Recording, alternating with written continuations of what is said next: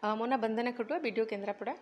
Madam ଆପଣଙ୍କର କଂସାର ପଞ୍ଚାୟତରେ ବ୍ୟାପକ ଅନିୟମିତତା ହେବାର ଆମର ଅଭିଯୋଗ ଆସିଛି। ଏହା ଉପରେ ଆପଣଙ୍କର ବ୍ଲକ ପ୍ରଶାସନ ପକ୍ଷରୁ କ'ଣ ପଦକ୍ଷେପ ନିଆଗଲାଣି, କ'ଣ ସୂଚନା ରଖିବେ?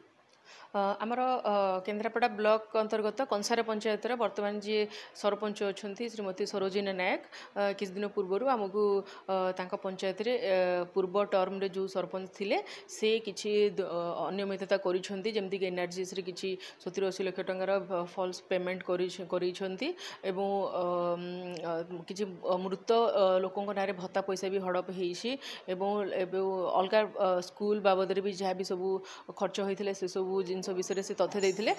ସେ ଉପରେ ସେ ଆମକୁ ଲିଖିତ ମାନେ ମୌଖିକ ଭାବରେ ଆମକୁ ଜଣେଇଛନ୍ତି ଏବଂ ତା ଉପରେ ଆମେ ଆଗାମୀ ଦିନରେ ଆମେ ତା ଉପରେ ସେଇ ଟର୍ମରେ କ'ଣ କ'ଣ କାମ ହେଇଥିଲା, ତାର କେମିତି ଅଡ଼ିଟ୍ ହେଇପାରିବ, ସ୍ପେଶାଲ ଅଡ଼ିଟ୍ ସୋସିଆଲ ଅଡ଼ିଟ୍ ତ ସେଠି ହେଇଥିଲା, ଅଡ଼ିଟ୍ ବି କିଛି ଫାଇଣ୍ଡିଂ କରିକି ବି ଦେଇଛନ୍ତି ଏବଂ ସ୍ପେଶାଲ ଅଡ଼ିଟ୍ କେମିତି ହେଇପାରିବ ସେ ବ୍ୟବସ୍ଥା ସେ ଉପରେ ଆମେ ତା ଉପରେ ଆଗାମୀ ଦିନରେ କାର୍ଯ୍ୟାନୁଷ୍ଠାନ କରୁଛୁ। ମ୍ୟାଡ଼ାମ୍ କହୁଛନ୍ତି ସେ ଜଣେ ପ୍ରଭାବଶାଳୀ ନେତା ଆଉ ବିଧାୟକଙ୍କର ବର୍ତ୍ତମାନ ବିଧାୟକଙ୍କର ଏକାତ୍ମ ଅନୁଗତ।